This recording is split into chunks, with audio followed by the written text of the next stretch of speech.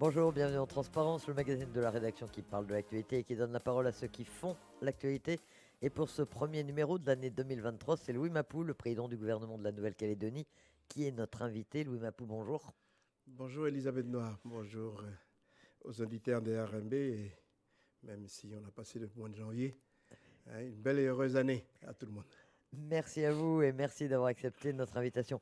Alors déjà, on avait parlé d'un gouvernement en sursis concernant votre gouvernement qui pouvait tomber d'un moment à l'autre, en tout cas à partir du mois d'août. Finalement, il tient bien. Vous êtes président depuis 1 an et demi maintenant. Est-ce que vous êtes surpris de cette longévité et de cette stabilité?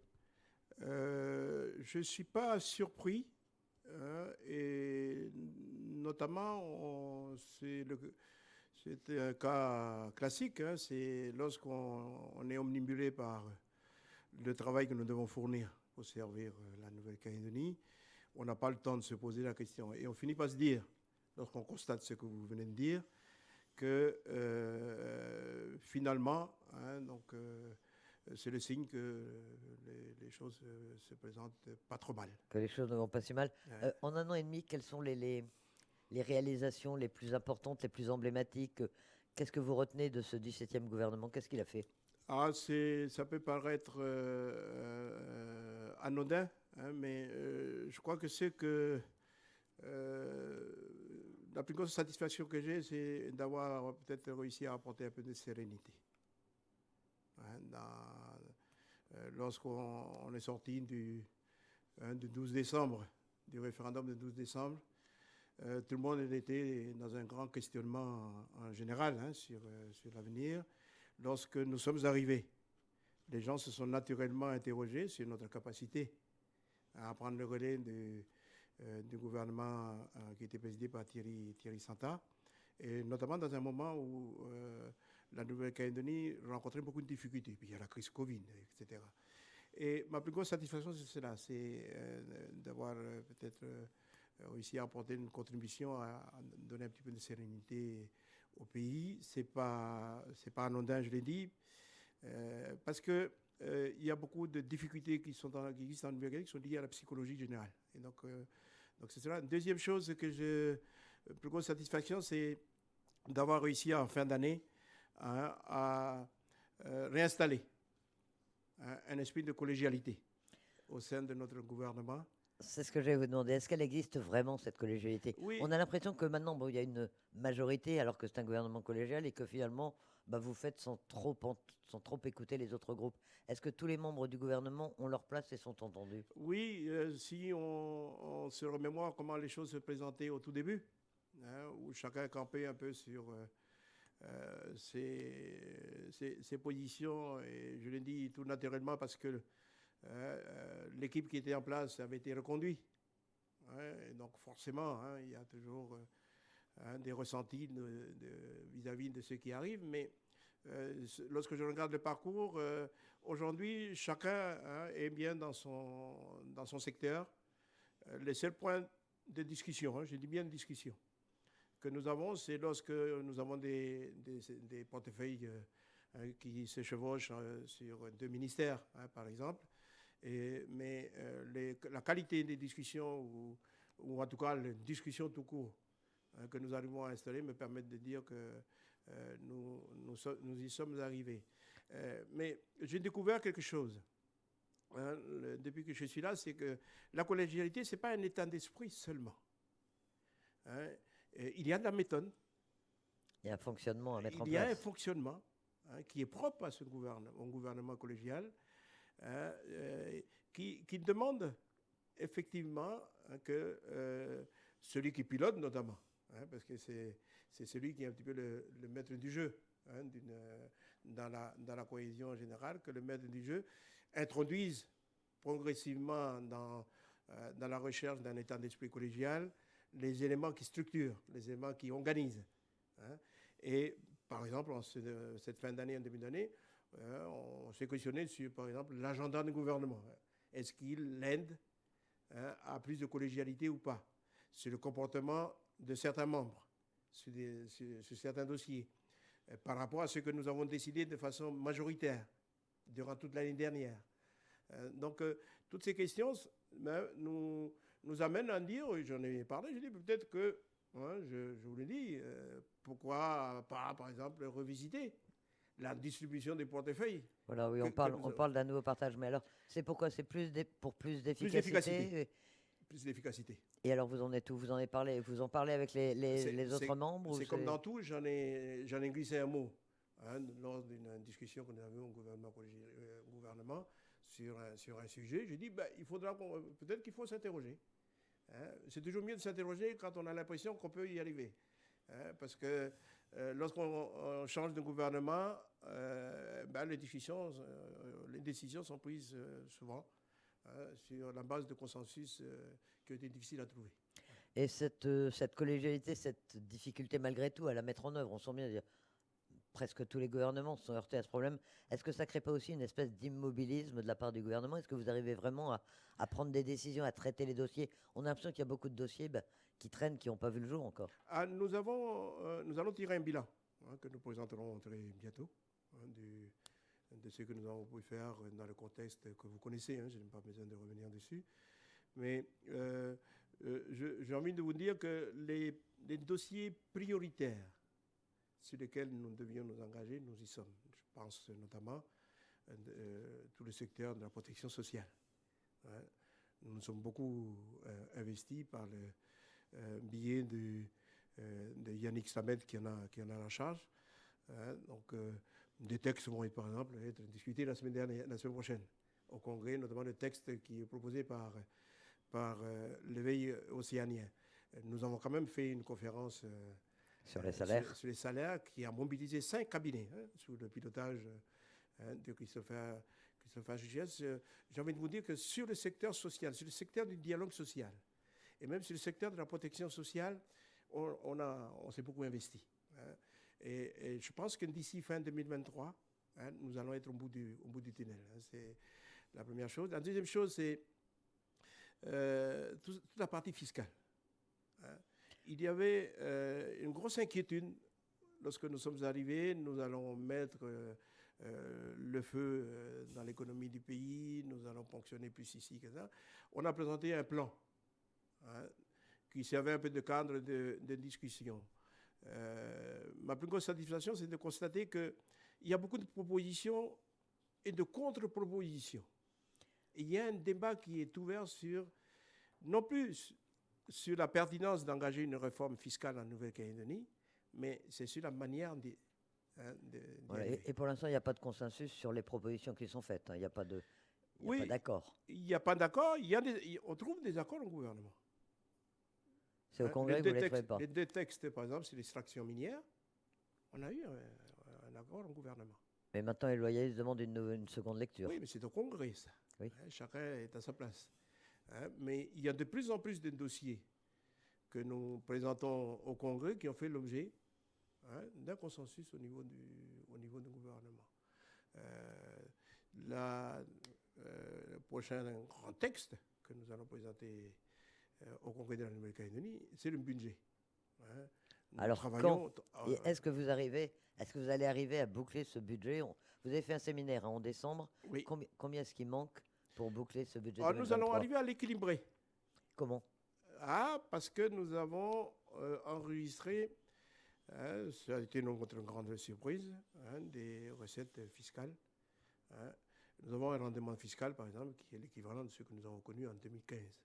C'est grâce au contexte inflationniste que les rentrées fiscales sont meilleures? Il y a le contexte inflationniste, il n'y a pas que. Il n'y a pas que, parce qu'on a demandé à bien scruter les évolutions, hein, sur les différentes mesures fiscales, enfin sur la fiscalité calédonienne, et on s'aperçoit que toutes les grandes catégories, hein, font l'objet d'une augmentation. Donc il n'y a pas que l'inflation.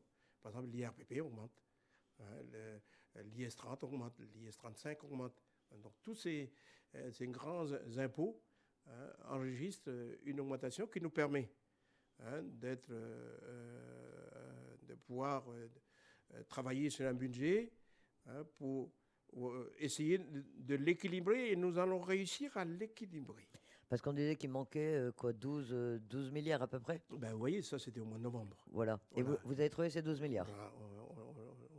On a un rendement fiscal qui est à peu près de ce niveau-là. Ça veut dire que vous n'aurez pas besoin de demander l'aide de l'État pour Si, boucler le on va budget? demander, j'ai demandé l'aide de l'État. Hein, parce que ça nous permet de boucler notre budget. Mais lorsque vous voulez repartir, ce n'est pas suffisant. Hein, c'est pour ça que j'ai proposé à l'État qui continue à nous accompagner cette année. Parce que les réformes que nous voulons engager ne seront pas arrivées au bout. Hein, c'est en fin d'année que nous allons pouvoir les enregistrer. Mais nous devons participer à la consolidation de la stabilité générale, de la sérénité. Déjà, on veut que les premiers signaux qui ont été enregistrés sur le plan de l'emploi, sur le plan de l'endettement, sur le plan de l'investissement des entreprises, des ménages, sur le plan de la consommation, sur le plan de tous. Je veux que tout cette embellie puisse être accompagné durant l'année 2023. Alors une aide de l'État à quelle hauteur et sous quelle forme? C'est encore un prêt ou c'est carrément une subvention? J'ai demandé que l'État puisse nous aider sur une fourchette entre 8 et 12 milliards. Mais vous savez, c'est une demande que j'ai faite l'année dernière. Hein. Je n'avais pas les éléments que je viens de vous indiquer qui nous permettent d'équilibrer notre budget. Hein. Donc, subvention ou prêt, mais bien entendu que je souhaite que l'État puisse nous soutenir par le biais de subventions. Nous avons déjà on a fait deux grands prêts en 2021 et en 2022 pour boucler notre budget.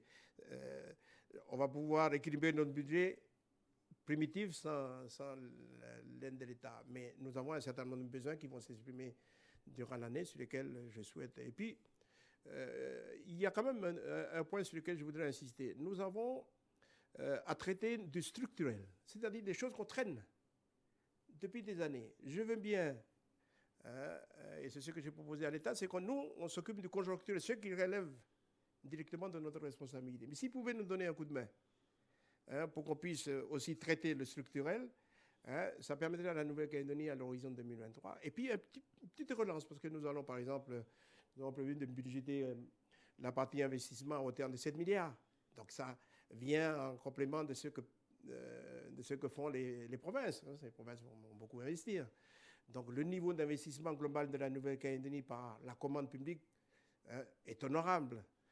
Mais je veux quand même qu'on puisse, à partir de cette année, impulser un début de relance. Pour un président indépendantiste d'un gouvernement collégial, c'est pas trop contrariant de devoir demander l'aide de l'État? Non, c'est une histoire de responsabilité, tout simplement. La Nouvelle-Calédonie est une collectivité française. Hein.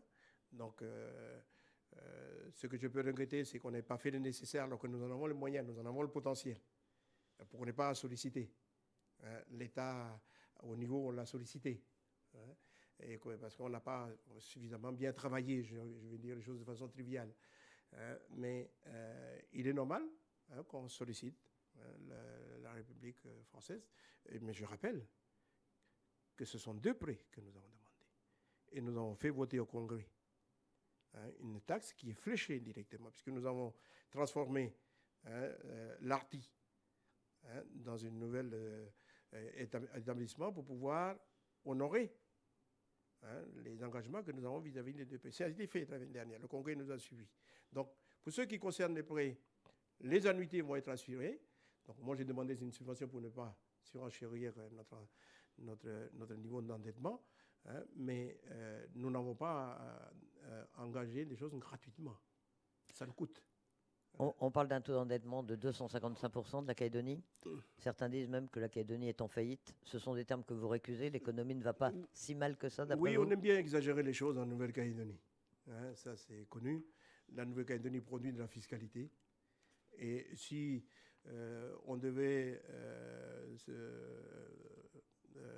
on pourrait demander, comme toutes les collectivités qui perçoivent de la fiscalité, qu'on ne soit pas obligé d'équilibrer notre budget, par exemple. L'État n'est pas obligé d'équilibrer son budget parce qu'il produit de la fiscalité. Ben, nous produisons de la fiscalité. C'est une question qui peut être posée. Donc, non, nous allons y arriver. Alors, Gérald Darmanin, quand il est venu en décembre dernier, avait dit clairement que l'État ferait plus d'échecs en blanc, d'échecs sans contrepartie. Qu'est-ce que vous allez lancer comme grande réforme pour justement justifier cette nouvelle aide que vous demandez et pour arriver à amorcer la machine, relancer la machine? Voilà. Alors, Gérald Darmanin a raison de le dire. J'aurais bien voulu que l'État ait la même fermeté durant toute la période de vache grasse. Parce qu'on nous a laissé faire. Et donc aujourd'hui, on est dos au mur, et c'est vrai, il a raison, de demander des comptes à la Nouvelle-Calédonie. Bon, je suis d'accord avec. En même temps, ce que je dis à l'État, si vous avez fait le nécessaire, si vous avez été plus vigilant avec nous, on n'en serait pas là. Donc je vous demande de vous donner. Alors qu'est-ce qu'on ferait pour rétablir, poursuivre le rétablissement de la situation? Nous avons 2 pistes sur lesquelles nous travaillons aujourd'hui. Il y a la piste du modèle social. Voir si l'équilibre 80% cotisation sociale, 20% fiscalité, qui permet de financer la Nouvelle-Calédonie aujourd'hui. On ne pourrait pas le revoir. C'est l'objet d'une discussion que nous avons ouverte lors de la conférence sur les salaires. Le patronat demande qu'on allège les charges et qu'on puisse le répercuter sur les salaires de telle manière d'augmenter le pouvoir d'achat et que cela puisse bénéficier à la consommation, qui est un des leviers connus en matière de croissance économique.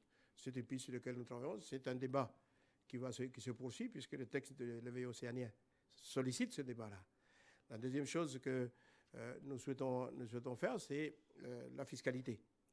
La fiscalité, continuer à travailler la fiscalité, de telle manière qu'on passe d'un objectif qu'on fixait à la fiscalité de nous amener des ressources supplémentaires à une fiscalité qui traite de l'aspect des inégalités. La réforme de la TGC, on en est où? Parce que ça aussi, c'est un dossier qui traîne. Ça devrait rapporter relativement rapidement des ressources supplémentaires. C'est un dossier qui est sur le bureau du Congrès. Donc, le Congrès va s'en saisir durant le premier semestre. Les discussions vont se faire. On verra en bout qu'est-ce qu'il en est exactement.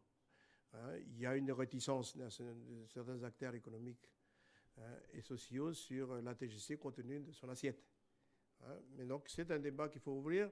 On ne peut pas poursuivre éternellement avec le modèle de TGC que nous avons. Il faut revoir les taux, il faut revoir les mécanismes, puisqu'il faut alléger le système de la TGC pour qu'il y ait plus de transparence, pour que ce soit moins lourd pour les entreprises, etc. Donc, ce texte est sur le Congrès. Je serais d'avis qu'il faut l'examiner pour que, durant le premier semestre, et voir qu'est-ce qu'il en est exactement. Concernant le ROAM, on parle du texte proposé, de la proposition faite par l'éveil océanien, mais quoi qu'il en soit, il ne permettra pas de répondre au déficit structurel du ROAM. Il ne permettra pas non plus de résorber la dette. Comment est-ce que vous envisagez de le faire? Il peut déjà permettre de poursuivre la pente sur laquelle nous sommes, de réduire... D'éviter une pente descendante à nouveau. Oui, et donc de réduire le déficit structurel. Nous sommes à 10 milliards cette année. On était à 14 milliards l'année dernière. Nous sommes à 10 milliards, nous budgétons cette année 10 milliards. Nous espérons sur l'année 2024 revenir à 9 milliards. Mais si ce texte-là est adopté par le Congrès, il est court. Le chemin que nous avons à parcourir pour arriver à un équilibre de la partie structurelle.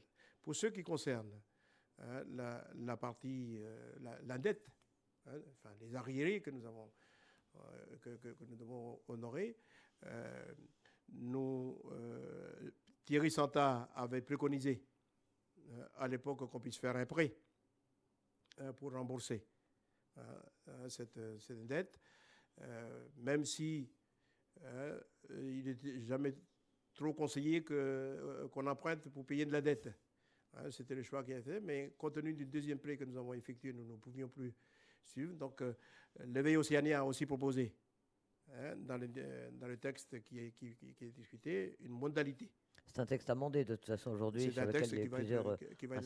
Mais cette question-là est bien au cœur. Mais ce que nous avons traîné comme arriéré depuis des années, aujourd'hui, il faut regarder comment on le traite dans le temps hein, mais ce n'est pas la priorité du moment.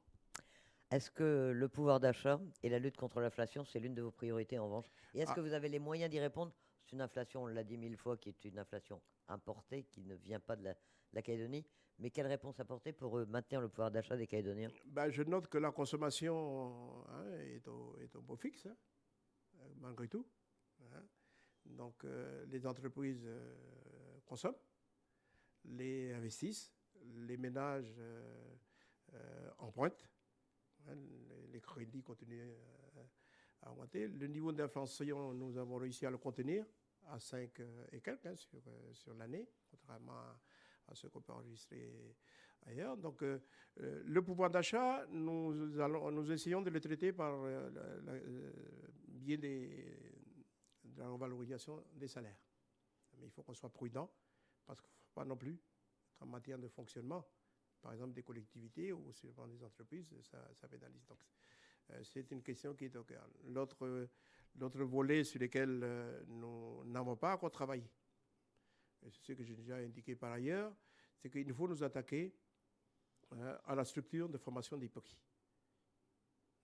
Il n'est pas normal que la Nouvelle-Calédonie détienne le record, hein, en matière de décalage des prix avec ce qui se fait en métropole. Donc il faut qu'on s'y attaque pour une simple raison, c'est que vous pouvez augmenter la capacité des ménages, des salariés, en matière de pouvoir d'achat, mais si vous ne touchez pas aussi à la structure de la formation des prix, c'est un peu une fuite en avant. Et ça vous l'envisagez comment? Par la concertation, la négociation C'est une avec les acteurs concertation, économiques? ça fait partie des sujets qui vont être traités dans le cadre d'une conférence que nous organisons fin du premier trimestre, début du deuxième trimestre, en tout cas sur le premier semestre. C'est dans le cadre du forum dont nous avons déjà présenté un certain nombre d'axes dans le cadre de la conférence sur les salaires.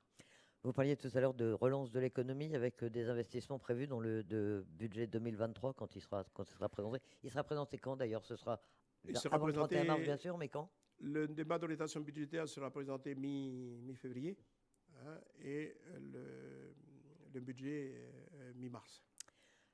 Quels sont les grands projets d'investissement que vous allez prévoir dans ce budget? Nous nous sommes contentés cette année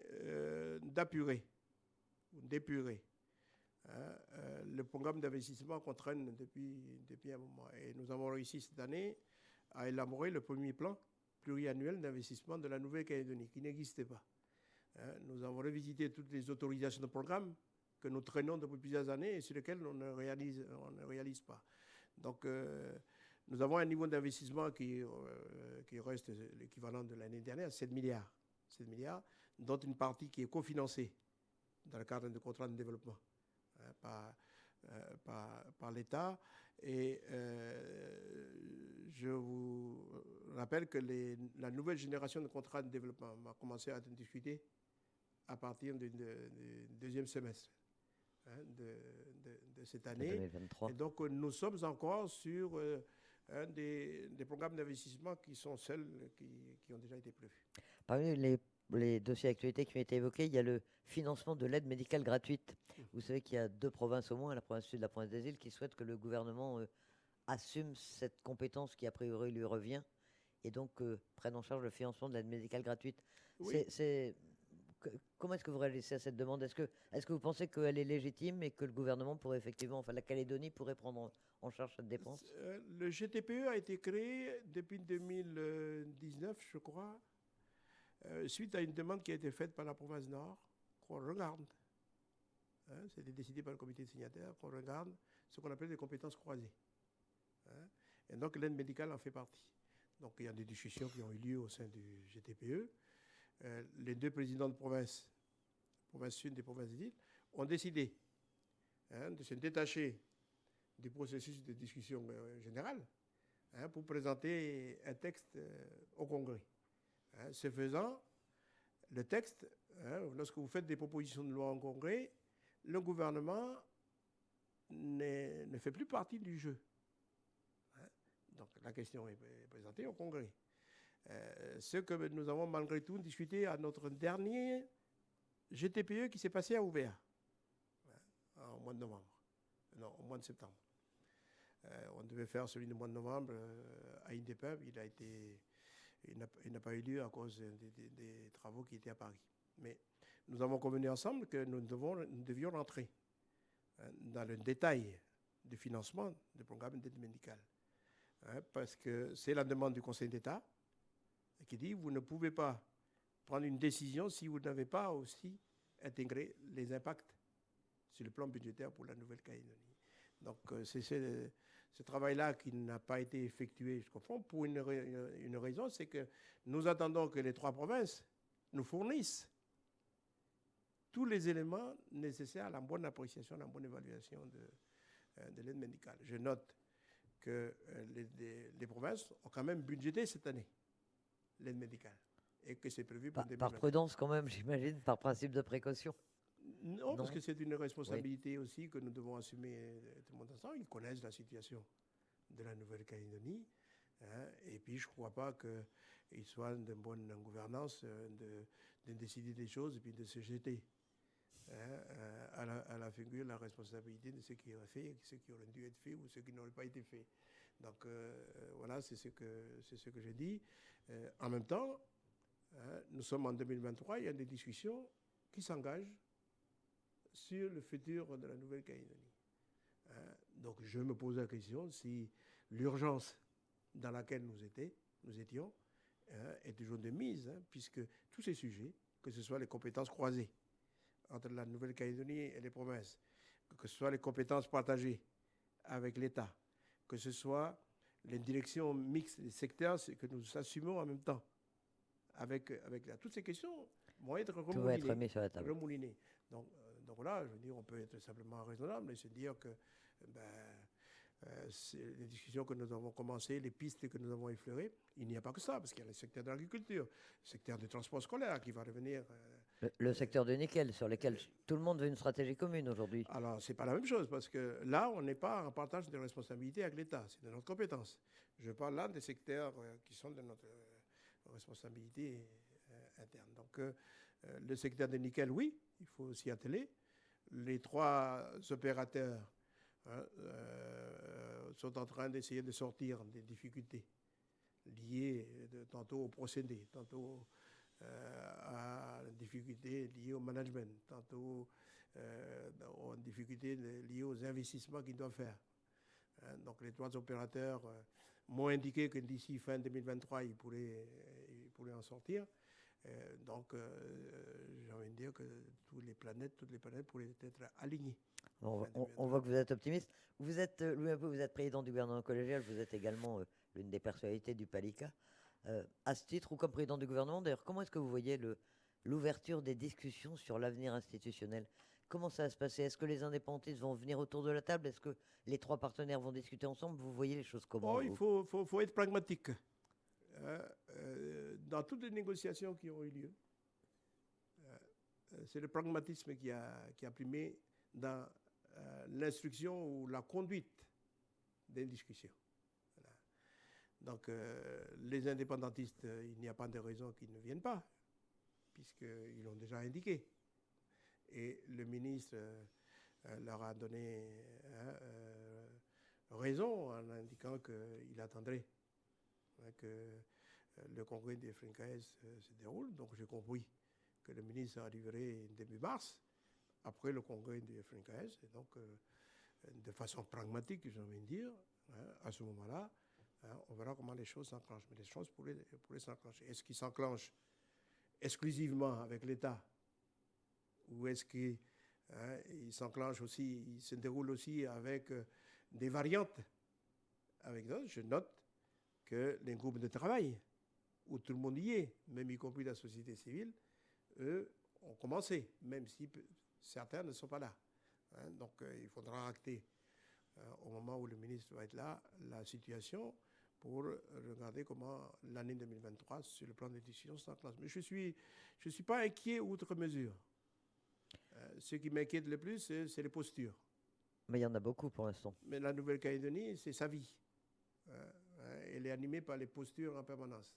Donc, on a toujours du mal à relativiser et à avoir les pieds sur terre. Mais je suis pas inquiet. Je pense que le congrès du FNKS, qui se déroule à la fin du mois, va habiliter les gens à rentrer en discussion. Vous assisterez, vous, à ce congrès du FLNKS? Oui, enfin, je n'y vais pas beaucoup parce que je suis président du gouvernement, hein, mais il n'est pas impossible que j'y sois. Vous allez suivre quand même, oui, Je suis de ce près. qui se passe. Les groupes de travail, vous les suivez également ou vous n'avez Non, pas la... pas au titre de gouvernement. Hein. Pas au titre de gouvernement pour une raison simple, c'est que si j'y suis en tant que président du gouvernement, je suis censé porter la parole de la collégialité. Et là, vous attendez quoi? On en parlait de la vie de Gérald Darmanin. Mis à part les discussions institutionnelles, vous attendez également des réponses concernant justement le fonctionnement du gouvernement, l'aide de l'État, les grands dossiers sur lesquels l'État peut s'engager? Il y a beaucoup de discussions sur lesquelles, qui regardent l'État et la Nouvelle-Calédonie et le gouvernement. La gestion des Rengaliennes, par exemple, c'est un sujet. Et la discussion, une des discussions qu'on a déjà ouvertes, mais qui a pris une acuité particulière là, c'est la stratégie de l'État dans le Pacifique. Parce que je vois bien qu'on se frotte, hein, dans la mise en œuvre, moi, des compétences dont je dispose, hein, et la stratégie indo-pacifique, hein, de l'État. Ça se frotte, donc j'ai une légitimité, l'État a la sienne, mais il faut qu'on en discute. Hein. J'ai noté, par exemple, que le ministre a dit qu'il faudrait qu'on puisse donner un petit peu plus de souveraineté. Tiens, donc j'ai l'impression que c'est le concept de la souveraineté partagée, sur lequel je suis en permanence avec lui, hein, qui est interrogé, puisque ce concept-là est dans l'accord. Donc, vous voyez, il y a des sujets qui relèvent bien de politique, il y a des sujets sur lesquels moi je peux peut-être apporter une contribution du fait, hein, de l'expérience maintenant qu'on en a. Un mot encore sur le nouveau commissaire. Il arrive, il prend ses fonctions lundi. Vous le connaissiez déjà et comment est-ce que vous accueillez cette nomination? Alors, il était là en 2004, hein, donc... Vous aviez travaillé avec lui à l'époque, non? Vous l'aviez... Non, je n'ai pas eu l'occasion de travailler avec lui, donc on va le découvrir ensemble. Ce n'est pas le même profil, bien entendu, et ce n'est jamais le même profil, hein, que le précédent. Hein. Donc, ce que j'ai compris, c'est qu'il est mandaté pour aider, hein, de l'intérieur ici, la Nouvelle-Calédonie à emprunter le chemin de la discussion, hein, pour qu'on parvienne ensemble avec le gouvernement central à une solution à l'horizon 2023 et au-delà de 2023, en 2024. Quoi. Et vous croyez qu'on arrivera à trouver ce nouveau statut pour la Nouvelle-Calédonie? Vous n'êtes pas inquiet du tout? Oui. Quand vous avez des gens qui parlent de la même histoire, il n'y a pas de raison qu'ils se racontent des histoires. Hein. Et donc, la plus grosse difficulté à traiter, c'est l'histoire que chacun raconte. Hein. Il faut qu'on se mette d'accord dessus. Parce que cette histoire-là, ce n'est pas l'État. C'est notre histoire à nous. Et, donc, il faut y faire attention. Il faut faire attention aux postures, hein, à l'état d'esprit dans lequel on tient certains propos. Il y a par le passé des choses qui ont produit des effets difficiles. Attention à l'arrogance. Hein. Dans beaucoup de coutumes qu'on fait aujourd'hui ou dans beaucoup de discours, on parle beaucoup de respect et humilité. Attention. Hein. Il ne faut pas sortir de ce cadre-là. Donc, lorsqu'on arrive à le faire, ou à tenir, se tenir dans ce cadre-là, non, il n'y a pas de raison. Louis Mapou, président du gouvernement de la Nouvelle-Calédonie, merci pour ces paroles. Merci d'accepter notre invitation ce midi. Merci Elisabeth.